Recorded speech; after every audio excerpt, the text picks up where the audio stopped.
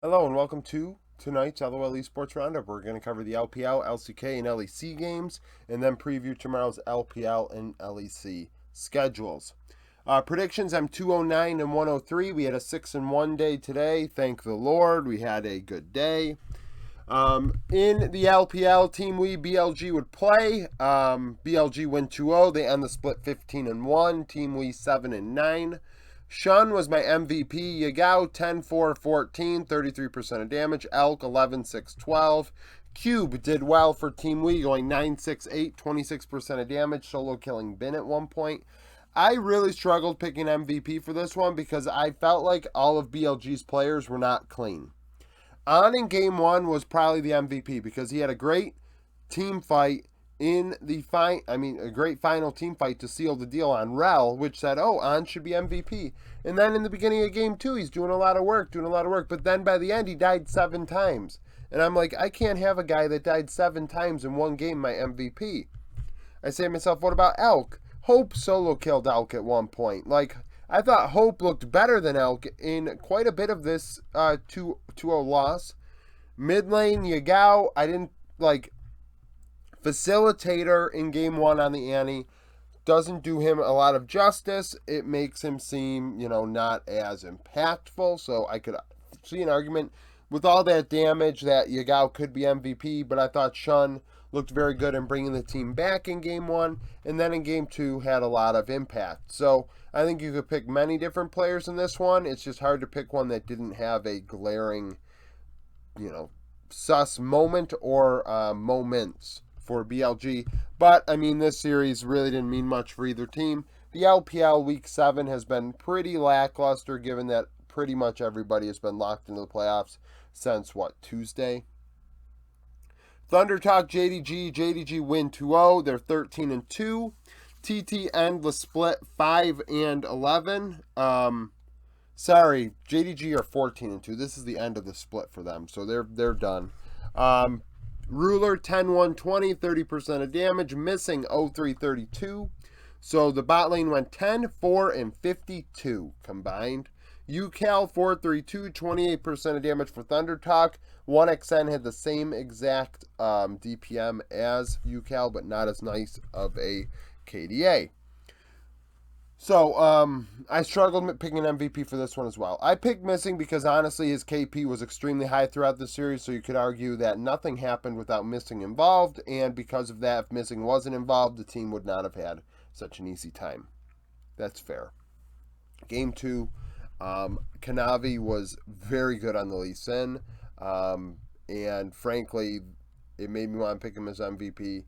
After it already wanting to pick him as MVP in the beginning of game 1 on the Bel'Veth, a classic Bel'Veth Kanavi game where he does super good in the early game. Then instant away, TT crawl back into it, and then the Ornn for 369 being very timely with his ultis.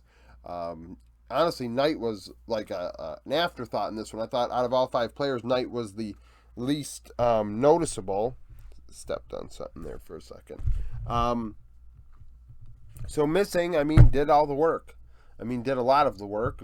His fingerprints are on a lot of stuff in this one. So I ended up picking him. I think just like the BLG series, there's a lot of different players you could pick. However, Thunder Talk didn't have as many wow moments in this one.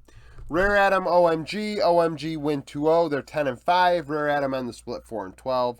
Shanji 9-1-21, 26% of damage. He was MVP. Aki 8-1-26. So the top side went 17-2-47. Zhaozhu and Lian showing a very, very poor effort in their final games of 2023. Asum 5-7-3, 33% of damage in the loss. Asum had some nice moments at times. Baolan played in this one. I wonder if that was kind of tipping the hat to him because it might be his final series of all time of his career after coming back for 2023. I think that is entirely possible because they'd been playing Feather for quite a while. There's really no point in playing Baolan at this juncture, but nevertheless, Shanji got the better of Zhaozhu in top lane big time. Aki clearly going top lane to help Shanji get ahead. I thought Cream had some nice moments on the Yone, Abel, and PP God. PP God looked good. Abel was probably, like Knight, the 5th most important player. Solid, but the 5th most important player. Astum had a bigger pop-off moment. Maybe that's just because Rare Adam didn't have many, and that's the one that sticks out to me. But even thinking, I just kind of laid into Leian and Zhaozhu a bit, and even, mentioned Baolan Thunder Talk. UCal played okay. Maybe that gives him an opportunity for another, major region mid lane spot in 2024. But I think Bechuan needed to do a lot more. I think Hoya needed to do a lot more for Thunder Talk. The bot lane's been very good. Yao Yao is excellent. He goes from being very good alongside Wanfeng to being solid alongside 1XN, who was a rookie. And I'm not putting him in the Cal category, but I would put him in the category of, think about it. There's multiple 80 carries here, and the support is the same, and the support is good. So, something to think about. Thunder Talk probably are going to build around that bot lane. I would really like them to keep Bechuan, but with Zhao Halgren behind him, I don't think Bechuan's going to stay. So, that's the deal there. LCK D plus T1, D plus win 2-0. Kana was my MVP, playing Renekton in both games. D plus are now 8-4, T1 7-5. Deft 15-6-18, 42% of damage. Showmaker 8-5-16 in mid. Gumiushi 8-8-17, 29% damage in the loss. It was really hard not to pick Deft as MVP. 42% of damage. You kind of need that to win. If you took that away, D plus probably don't win. 1200 DPM is insane. But game 1 was a classic 45-minute let's have a fight around Elder to decide everything game. Canyon had looked good in the game throughout, in my opinion. He was probably the best player up until that point. Gets the Elder. Kana gets a triple kill on Renekton in that final team fight. Was a menace. He's my MVP for game 1. Because without that play, they might lose. Game 2, they went top lane, and Zeus was on Ornn. Why is Zeus on Ornn and Poby on Azir? I understand we're trying to scale. This is clearly a scaling composition. You just played a 45-minute banger. Zeus on Ornn is just not the play, though, man. You're putting him on Gragas and Ornn, and next is Malphite and Sion. Just like, what are we doing? What are we doing? So Kana looks good in the team fights on Renekton once more. Is the difference maker. Deft finally puts up a ton of DPM and kills when the game's already decided in Game 2. Game 2 dragged down a little bit, and that was able to pad D Plus's stats. KT DRX, KT win 2-1. They're 11-1. DRX 3-9.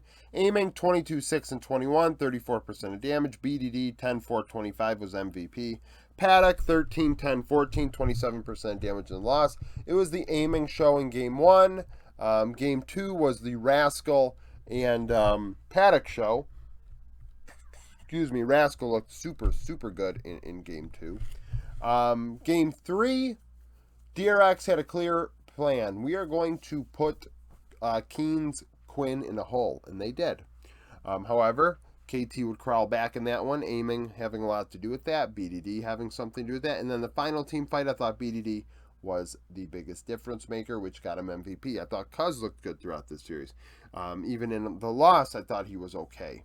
It's kind of funny, I thought about it, DRX outside of the Duck Dom situation.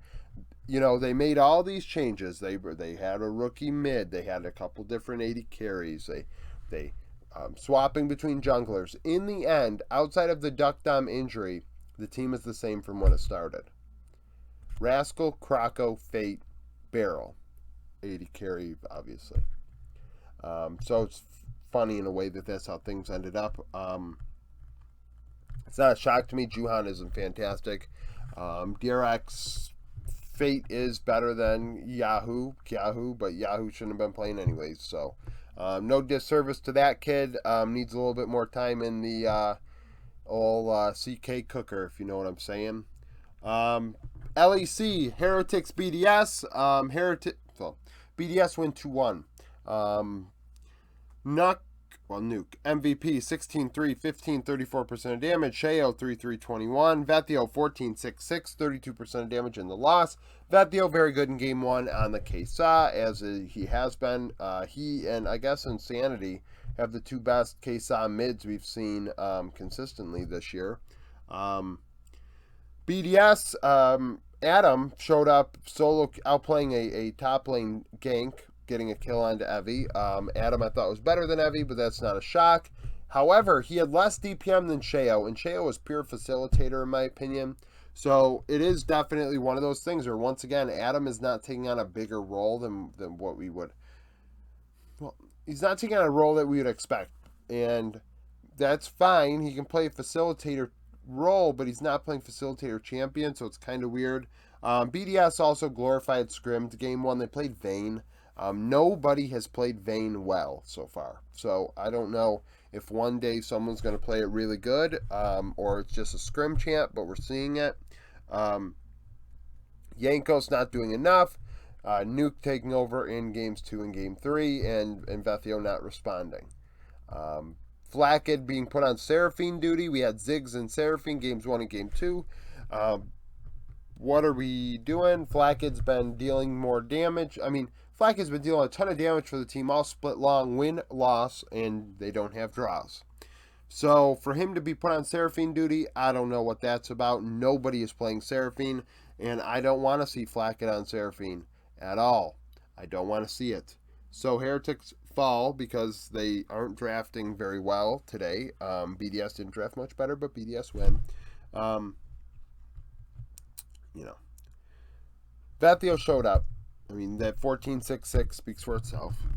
Koi G2. G2 win 2-0. Caps 12-4-9, 34% of damage. Hansama 9-1-13 was MVP.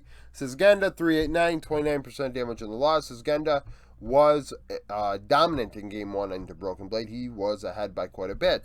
Actually, all of Koi was ahead except 80 carry. Hansama was ahead of Comp, and he was ahead of Comp all of game 2. So he gets MVP because the entire 2 games he was putting Comp into the cellar when it comes to Diffie.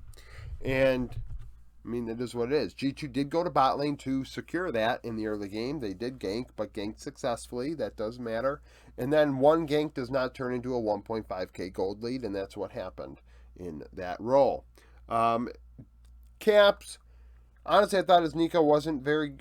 I mean, it wasn't what I'd expected to be. I thought his Pop Blossoms were not, we see a lot more, we see better Nikos, to be quite fair. I thought it wasn't super good. Broken Blade and Skenda, not great. But the team fighting came through. Yike doing very well. And as a facilitator, which set up Caps to be able to get some kills. Hansama to get some kills. And, I mean, they win 2-0, but it didn't feel super great. It really didn't. Sneak peek for tomorrow. Final day of LPL. Obviously, not much going on here except, I guess seeding implications. RNG, LGD, RNG 11th in the power ranking, 7 and 8, coming off of a loss to Weibo. LGD 2 and 13, coming off of a loss to Ultra Prime. Last time they played, RNG won 2-0. Way 6-1-14, 21% of damage. 12% of damage. Meteor 3-7-12, 15% of damage in the loss. After that, we have Weibo and EDG. I imagine this one does matter if tiebreaker is head-to-head. Weibo are 9 and 6, 7th in the power rankings, coming off of a win against RNG. EDG 15th at 8 and 7, coming off of a loss to OMG. Last time they played, EDG won 2-1 in spring. Ale Fofo Mako went 15-11-33 for 1,108 DPM. That was 64% of damage. The Shy Xiaohu Crisp went 11-18-38 for 1,116 DPM, so pretty much the same DPM. And 59% of damage, so slightly less. Obviously, a 2-1 scoreline may indicate that Weibo had a blowout win as their victory. Anyone's Legend OMG, Anyone's Legend 4-11, coming off of a loss to Top Esports. iBoy with something to prove if he wants to have any shot in hell at playing in 2024 as a starter. Zora, this was your opportunity to shine, buddy, and you really haven't, so he needs to step up. Pin Z, I mean, anyone's legend. This is a you need to show up series for all 5 players if they want spots in 2024. I think ZDZ has a good chance. Other 4, you need to play. This is your final, audition. OMG 13th in the power rankings, 10-5, coming off of a win against Rare Adam here. OMG won 2-1 in spring. Shanji, Aki, Cream, 26, 16, and 68 for 1,510 DPM. That was 63% damage. ZDZ, Zhao Hao, and Pin Z went 17, 31, and 49. 31 deaths. 1,623 DPM, so more damage and 63% of the share. Same share, more damage. These 3 did better than the other 3. However, OMG won 2-1, indicating similar to the Weibo situation. Anyone's legends win. These players were definitely, quite ahead. LEC group predictions: SKXL, SK 4 and 5, XL 5 and 4. This is not predictions, sorry. SK coming off of a win against Fnatic. XL 23rd in the power rankings, coming off of a win against Mad Lions. When they played, SK won. Exakick 846, 42% of damage in the win. Patrick 435, 43% of damage in the loss. So both being monstrous for their team. Neither team could have went without their AD carry in that one. BDS G2, BDS 4 and 5, G2 8 and 1, 9th in the power rankings. When they played, Yike went 4-1-13, 26% of damage on a Maokai, leading the way for the team. Sheo 045, 22% of damage in the loss. So that's it for the roundup. Thank you for watching. If you liked the video, like it, subscribe to the channel for daily League of Legends content, follow me on Twitter, join the Discord, become a YouTube supporter, and hope to see you again tomorrow.